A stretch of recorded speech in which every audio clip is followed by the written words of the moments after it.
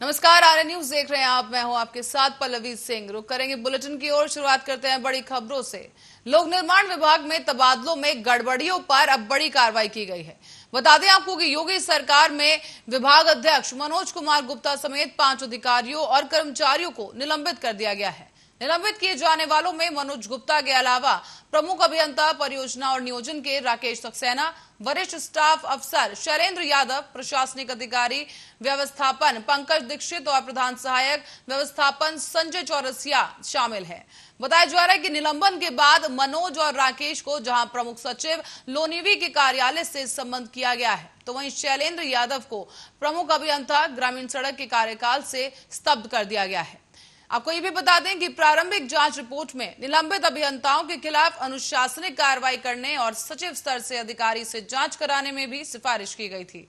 और मुख्यमंत्री के निर्देश पर तबादला घोटाले की जांच कर रही समिति की रिपोर्ट के आधार पर यह कार्रवाई की गई है। आपको बताते चले कि जांच समिति ने इस पूरे मामले की प्रारंभिक जांच पूरी करके 16 जुलाई को अपनी रिपोर्ट मुख्यमंत्री योगी आदित्यनाथ को सौंप दी थी। इसके बाद ही मुख्यमंत्री ने जांच रिपोर्ट में दोषी पाए गए सभी अधिकारियों के खिलाफ कार्रवाई करने के निर्देश दिए हैं। इसी के आधार पर अब स्थानांतरण घोटाले में लिप्त अधिकारियों के खिलाफ भी कार्रवाई शुरू कर दी गई है। हालांकि पीडब्ल्यूडी में तबादला घोटाले में अब तक कुल 6 लोगों पर गाज गिर चुकी है। आपको ये भी बता दें कि लोनिवी विभाग में अभियंताओं के तबादले में घोर अनियमितताओं की शिकायत सामने आई थी, जिसके बाद ही मुख्यमंत्री योगी आदित्यनाथ ने इस पूरे मामले को गंभीरता से लिया और इसकी जांच के लिए कृषि उत्पादन आयुक्त मनोज कुमार सिंह की अध्यक्षता में 3 सदस्यीय कमेटी का गठन किया गया।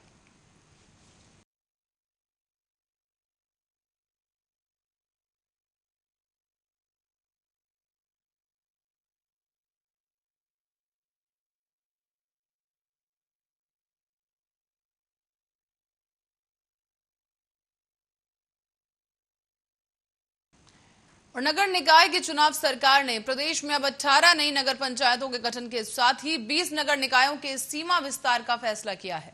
नगर विकास विभाग के द्वारा तैयार की गई इससे संबंधित प्रस्ताव को मुख्यमंत्री की अध्यक्षता में एक कैबिनेट बैठक में मंजूरी दे दी गई है।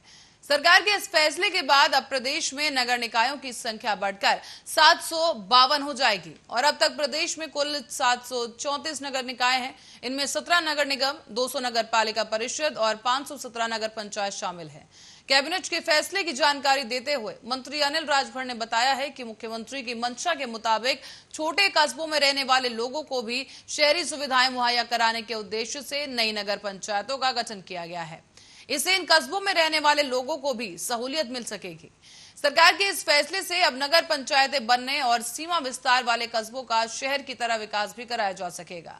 बताते चलें कि इन कस्बों में सड़क, पेयजल, सीवर, पथ प्रकाश और पार्क जैसी सुविधाएं मुहैया कराने के लिए राज्य और केंद्र सरकार की योजनाओं के तहत विकास कार्य किया जा सकेगा।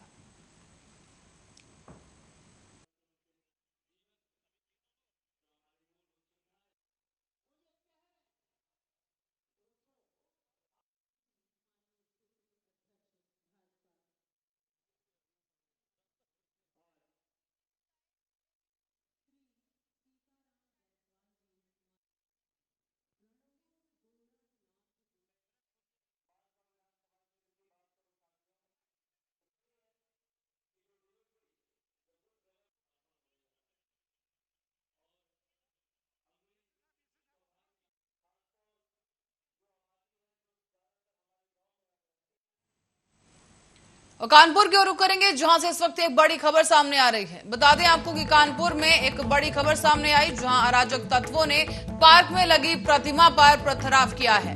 स्थानीय लोगों ने पुलिस को इस पथराव की जानकारी दी है और प्रतिमा के आसपास पत्थर भी मिले हैं। बता दें आपको कि ये पत्थर मौजूद मिले हैं प्रतिमा के पास, जिससे मूर्ति को खंडित करने की कोशिश की गई और प्रतिमा को ही नहीं कोई नुकसान पहुंचा, लेकिन वहां पर नुकसान पहुंचाने की कोशिश जरूर की गई है। स्थानीय लोगों ने पुलिस को इस मामले की सूचना दी है। फिलहाल पुलिस मौके पर मौजूद है और इस पूरे मामले की जांच की जा रही है। तस्वीरें भी आप देख सकते हैं। पार्क में लगी ये मूर्ति और प्रतिमा को खंडित करने की कोशिश की गई है और फिलहाल पुलिस मामले की जांच में जुटी हुई है। उपद्रवियों के द्वारा एक बार फिर से सामाजिक भावनाएं आहत करने की ये कोशिश और अराजकताओं की तरह से इसी खबर पर ज्यादा जानकारी के लिए राघवेंद्र हमारे संवाददाता मौजूद हैं फोन लाइन पर। राघवेंद्र, आपसे जानना चाहेंगे क्या कुछ अपडेट निकल के आई है इस मामले में? वहाँ के अराजक तत्व जो है उनके ऊपर आरोप लग रहा है कि भीमराव अम्बेडकर जी की मूर्ति पे पथराव हुआ है। तो जब पब्लिक से पूछा गया है कि पथराव का कारण क्या है, तो बोले कि कुछ अराजक तत्वों ने पथराव किया है मूर्ति पर। तो राघवेंद्र, क्या किसी ने देखा किसी को पथराव करते हुए, या फिर इस पूरी घटनाक्रम के पीछे क्या किसी पर शक जताया जा रहा है स्थानीय लोगों की तरफ से? वहाँ के लोग जो मॉर्निंग वॉक करने निकले थे उन्होंने जानकारी पुलिस को दी थी। पुलिस वहाँ पे पहुंची थी, मामले को शांत कराया। शांत कराने के बाद वहाँ पे सीसीटीवी फुटेज लगाने के बुझैनी थाना इंस्पेक्टर ने आदेश भी दिए हैं। पब्लिक जो है चंदा इकट्ठा करके वहाँ सीसीटीवी लगवाने के लिए अग्रसर है। तो अब इस पूरी घटनाक्रम को लेकर पुलिस की तरफ से क्या कुछ कहा जा रहा है? पुलिस ने ये कहा है कि अगर कोई एप्लीकेशन आती है तो मैं उसके ऊपर कार्रवाई करूंगा। और स्थानीय लोगों की तरफ से क्या कुछ मांग की जा रही है, क्योंकि जिस तरीके से अराजकता को भड़काने की यहाँ पर कोशिश की गई है उसके देहात से लोगों की यही मांग है कि मूर्ति की सुरक्षा व्यवस्था की जाए।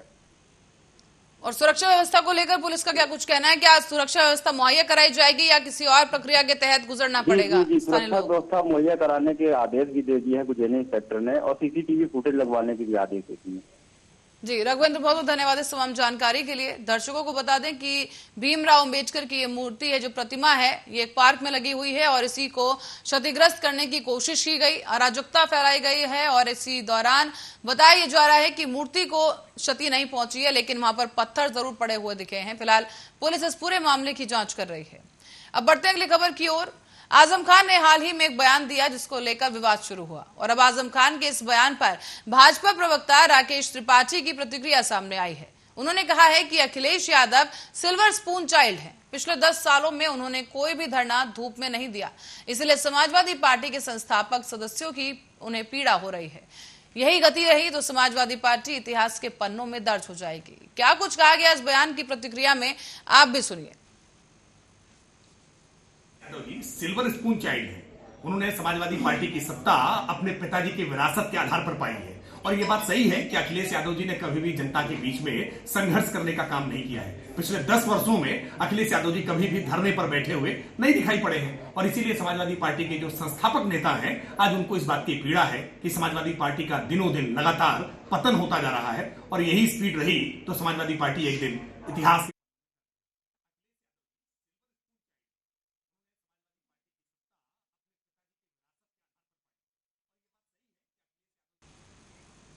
और इस बीच रुकेंगे एक बड़ी खबर के लिए। यूपी से ये बड़ी खबर इस वक्त की सामने आ रही है, जिससे आपको बता दें कि यूपी सरकार में हलचल बढ़ चुकी है। आपको बता दें कि यूपी सरकार में मंत्री दिनेश खटीक ने अपना इस्तीफा भेज दिया है। अब तक कयास लगाए जा रहे थे, लेकिन अब मंत्री खटीक ने अपना इस्तीफा सौंप दिया है। गृह मंत्री अमित शाह को पत्र लिखकर ये इस्तीफा भेजा गया है। जल शक्ति विभाग के अफसरों पर इस दौरान गंभीर आरोप लगाए गए हैं। बताया जा रहा है कि पत्र में लिखा गया है कि मुझे विभाग की बैठकों में नहीं बुलाया जाता था। खटीक की तरफ से काफी गंभीर आरोप इस पत्र में लिखे हुए हैं। बताया जा रहा है कि दलित होने के कारण सम्मान नहीं मिलता था। खटीक की तरफ से कई बड़े आरोप लगाए गए, जिनमें से एक ये कि दलित होने के कारण उन्हें सम्मान नहीं मिलता था, उन्हें बैठकों में भी नहीं बुलाया जाता था। बताया जा रहा है कि दलित होने की वजह से विभाग में उनकी कोई सुनवाई नहीं कर रहा था, और ट्रांसफर के मामलों में भी भ्रष्टाचार के गंभीर आरोप लगाए गए हैं। आपको बता दें, बड़ी खबर इस वक्त की उत्तर प्रदेश से सामने आई है, जहां पर गृह मंत्री अमित शाह को पत्र लिखकर इस्तीफा भेजा गया है। यूपी सरकार में मंत्री दिनेश खटीक की तरफ से ये इस्तीफा भेजा गया है, और गृह मंत्री अमित शाह को उन्होंने कई गंभीर आरोप लगाते हुए ये पत्र लिखा है। कहा गया है कि दलित होने के कारण उनकी कोई सुनवाई विभाग में नहीं होती थी, और जल शक्ति विभाग के अफसरों पर भी उन्होंने काफी गंभीर आरोप लगा दिए हैं।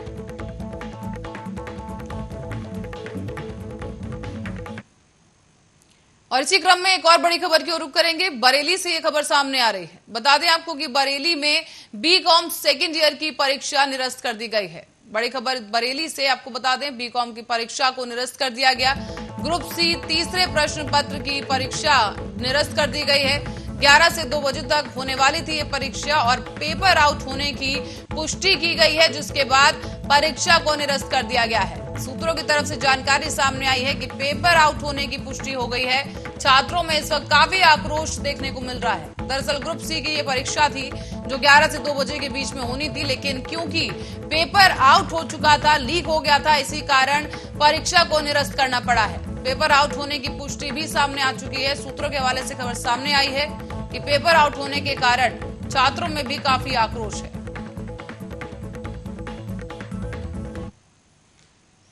और अब बढ़ेंगे बदायूं की ओर, जहां पर थाना उघेती क्षेत्रीय गांव करणपुर का एक मामला है, जो कि सतबीर नाम के एक युवक ने फेसबुक पर भड़काऊ और आपत्तिजनक टिप्पणी की। इसी से क्षेत्र में हड़कंप मच गया है। और आपको बता दें कि भोले के भक्तों को जो कांवड़ लेकर आ रहे हैं, उनका मजाक उड़ाया गया।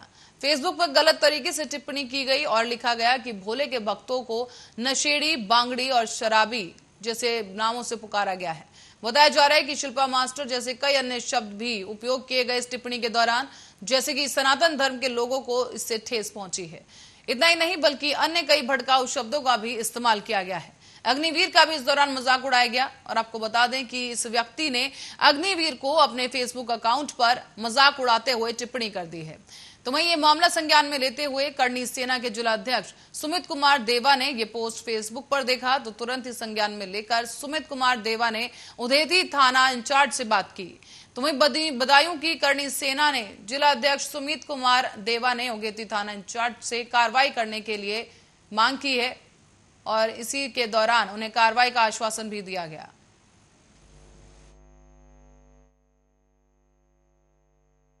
देखिए, वामपंथियों द्वारा और राष्ट्र विरोधी लोग, धर्म विरोधी लोग जो सनातन धर्म को हर तरह से टारगेट करते हैं, ऐसे लोगों के द्वारा एक उनकी पूरी यूनिटी के द्वारा ऐसा आयोजन किया जाता है। और एक सतबीर नाम का जो लड़का थाना उघैती क्षेत्र में ग्राम करणपुर का रहने वाला है, उस लड़के ने पहले भी ऐसी हिंदू विरोधी पोस्टें की हैं और आज फिर उसने कांवड़ियों को लेकर के और काली माता को लेकर।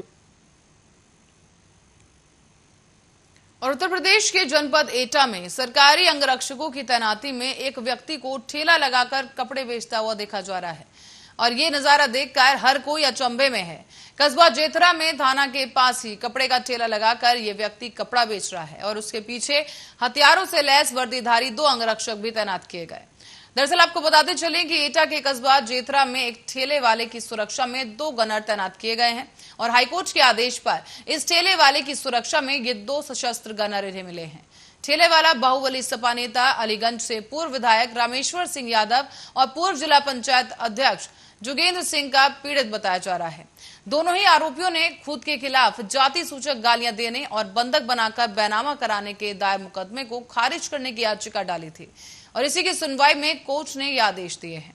मामले में अगली सुनवाई अब 25 जुलाई को होगी और सपा नेता रामेश्वर सिंह और जोगेंद्र सिंह यादव की ओर से हाई कोर्ट में एक याचिका डाली गई थी। इसमें मांग की गई थी कि थाना जेथरा में बंधक बनाकर जमीन पर कब्जा करने और जाति सूचक गालियां देने का मुकदमा दर्ज कराया गया, जो कि झूठा है। नाम क्या आपका? रामेश्वर जी, कस्बा जेथरा है, आपके पीछे 2 सुरक्षाकर्मी बैठे हैं, आपको सुरक्षा दी गई है न्यायालय की तरफ से। क्या लग रहा है कि आप सुरक्षित महसूस कर रहे हैं? सुरक्षित है। आपको सुरक्षा न्यायालय ने क्यों दी है? कोर्ट ने आदेश दिया है। तो कोई मामला था जो न्यायालय में चल रहा था क्या? मामला का जगह के मामले में थी। क्या मामला क्या था? किसी से खतरा था आपको?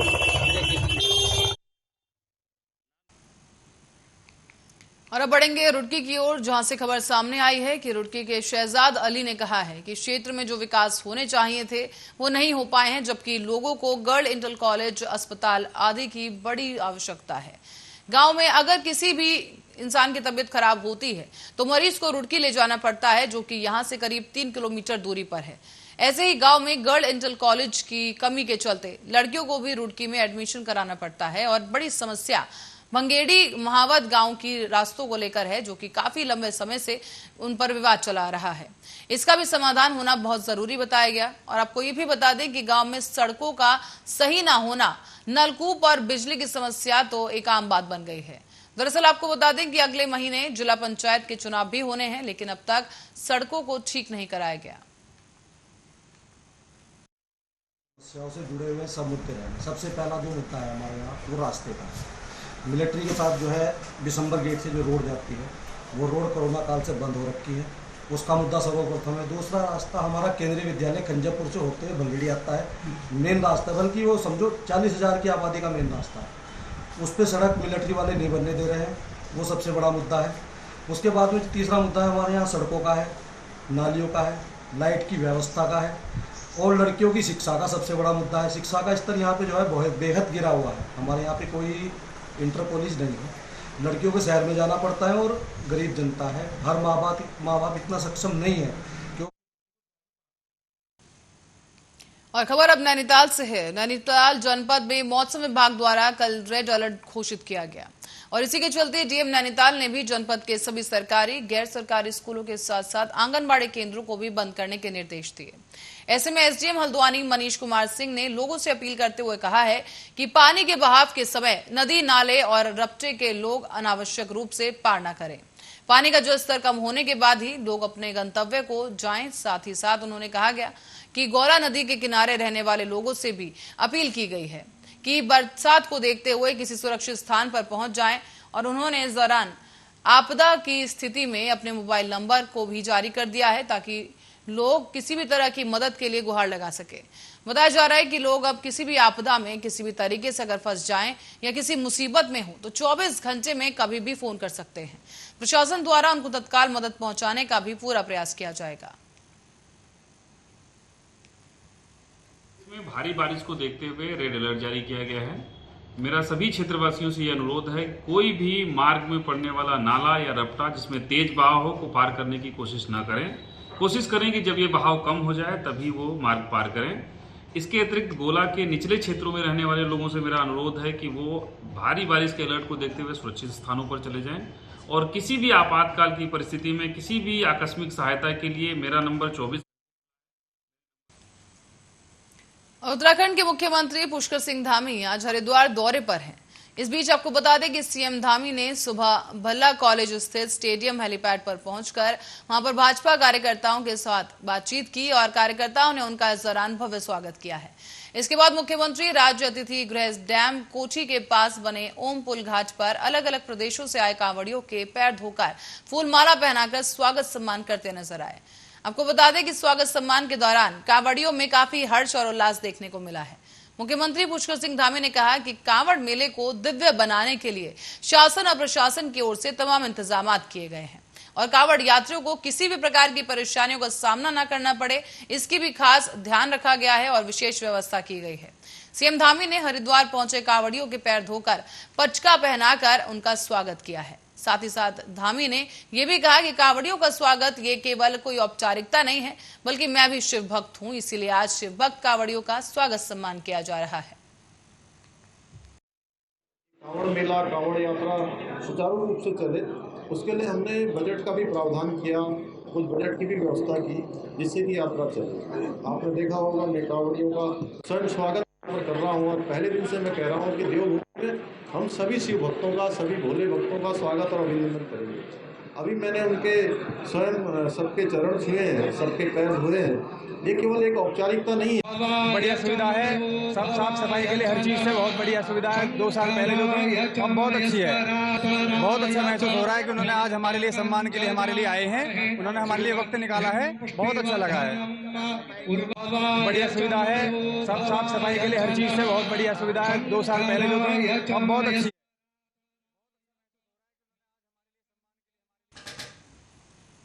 और करते अगली खबर की ओर। जबलपुर से खबर सामने आई है जहां पर अग्रसेन वार्ड के पार्षद वरिष्ठ भाजपा नेता कमलेश अग्रवाल ने नगर निगम चुनाव में जीत के बाद एक आशीर्वाद रैली निकाली है, जिसका जगह जगह भाजपा के कार्यकर्ताओं के द्वारा स्वागत किया गया। तो वहीं महाराजा अग्रसेन वार्ड के नए पार्षद के रूप में उन्हें जो जिम्मेदारी मिली है उसका वो पूरी ईमानदारी के साथ निर्वहन करेंगे और वार्ड की जनता की समस्याओं को सुनते हुए उनका निराकरण किया जाएगा। आपको बता दें कि आज एक रैली के माध्यम से नागरिकों का आशीर्वाद लिया गया है और वार्ड वासियों के द्वारा उन्हें वोट देकर जिस प्रकार से जिताया गया है उसके लिए भाजपा पार्षद कमलेश अग्रवाल के द्वारा स्थानीय नागरिकों का आभार व्यक्त किया गया।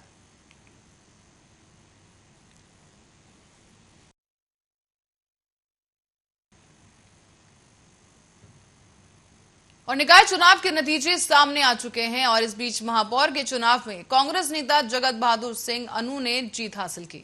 इसके बाद वो शहर की जनता का आभार व्यक्त करने के लिए सड़कों पर निकल आए और विजय रैली के जरिए लोगों का आभार व्यक्त किया गया है। आभार व्यक्त करते हुए उन्होंने कहा कि शहर की जनता ने उन्हें महापौर चुनाव में अपना आशीर्वाद दिया है और स्नेह दिया है, जिसके चलते उन्हें चुनाव में ये जीत हासिल हुई और अब चुनाव जीतने के बाद शहर की जो भी समस्याएं हैं उन्हें जल्द से जल्द दूर किया जाएगा। आश्वासन दिया गया है कि शहरवासियों ने उन पर जो विश्वास दिखाया है वो उस विश्वास पर खरे उतरेंगे। आपको बता दें कि नवनिर्वाचित महापौर जगत बहादुर सिंह अनु की विजय रैली में कांग्रेस जनप्रतिनिधि, वरिष्ठ कार्यकर्ता और अन्य कार्यकर्ता शामिल रहे, जिन्होंने शहरवासियों का आभार व्यक्त किया है। और वहीं इस रैली में शहर के कई मुख्य मार्गों का भ्रमण किया गया और लोगों का आभार व्यक्त किया जाएगा।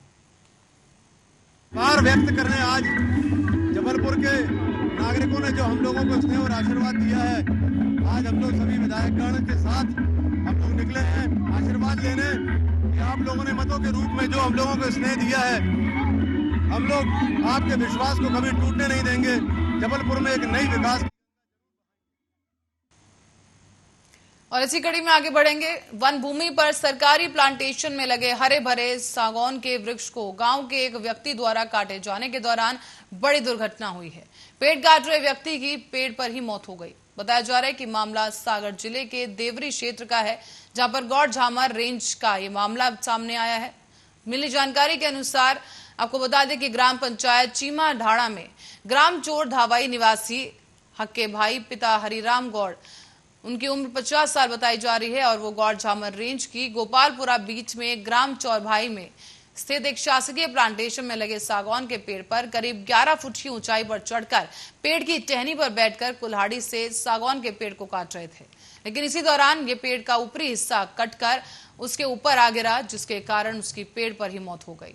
बताया जा रहा है कि पुलिस का कहना है कि जब गांव के लोग दोपहर के करीब जंगल में लकड़ी बीनने गए, तब गांव के लोगों के द्वारा इस घटना की सूचना ग्रामवासियों को दी गई और ग्रामवासियों के द्वारा पुलिस थाने में सूचना दी गई, जिसके बाद पुलिस ने मौके पर पहुंचकर घटनास्थल का मुआयना किया है। साथ ही साथ शव का पंचनामा भरकर शव को पोस्टमार्टम के लिए भेज दिया गया है।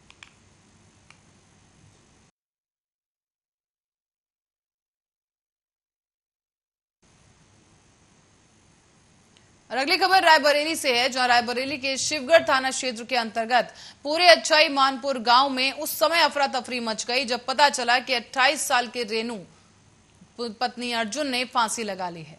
लड़की के पिता राम नरेश का कहना है कि बीती शाम को रेनू की सास ने फोन करके बताया था कि अपनी लड़की को यहां से ले जाओ और दूसरे ही दिन सुबह 7 बजे फोन आया कि आपकी लड़की से झगड़ा हुआ है, आप लोग आ जाइए। जब हम लोग पहुंचे तो देखा कि लड़की फांसी के फंदे से लटकी हुई थी, लेकिन जब नीचे उतारा गया और देखा गया तो मृतक लड़की के सर पर चोट के निशान पाए गए हैं और शरीर में डंडे से मारने के निशान भी मिले।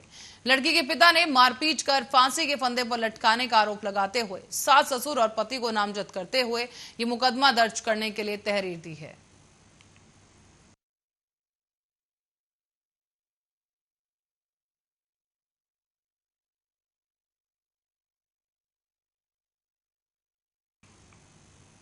और इस बीच रुकेंगे एक और बड़ी खबर के लिए। अमृतसर से ये खबर सामने आई है। बता दें आपको कि अमृतसर के अटारी बॉर्डर में मुठभेड़ हुई और इस मुठभेड़ के दौरान ये बड़ी जानकारी सामने आई है कि गोल्डी और विष्णुई के गैंगस्टरों से ये मुठभेड़ हो रही है। बताया जा रहा है कि मुठभेड़ अभी भी जारी है। गांव की पुरानी हवेली में छिपे ये गैंगस्टर और पुलिस को मामले की सूचना मिली, जिसके बाद जब इन्हें पकड़ने के लिए पुलिस घटनास्थल पर पहुंची तो मुठभेड़ शुरू हो गई। 6 से 7 गैंगस्टर और 2 गैंगस्टरों को इस वक्त गोली लग चुकी है। एक पुलिसकर्मी भी इस मुठभेड़ में घायल हुआ और बता दें आपको कि पुलिस से मुठभेड़ में एक गैंगस्टर मारा गया है। बड़ी खबर इस वक्त की अमृतसर से आपको बता रहे हैं। यहाँ पर लॉरेंस और विष्णुई गैंग के गैंगस्टर सामने आए हैं और उनसे पुलिस की मुठभेड़ जारी है। इस दौरान एक गैंगस्टर ढेर हो गया है। गोल्डी और विष्णुई के गैंगस्टरों से पुलिस की ये मुठभेड़ जारी है और आपको बताते चलें कि यहाँ पर 6 से 7 गैंगस्टरों के छुपे होने की खबर सामने आई है। गांव की एक पुरानी हवेली में ये गैंगस्टर छुपे हैं और इसी दौरान मुठभेड़ जारी है। 2 गैंगस्टरों को गोली लग चुकी है, एक पुलिसकर्मी भी घायल हुआ और एक गैंगस्टर ढेर हो चुका है।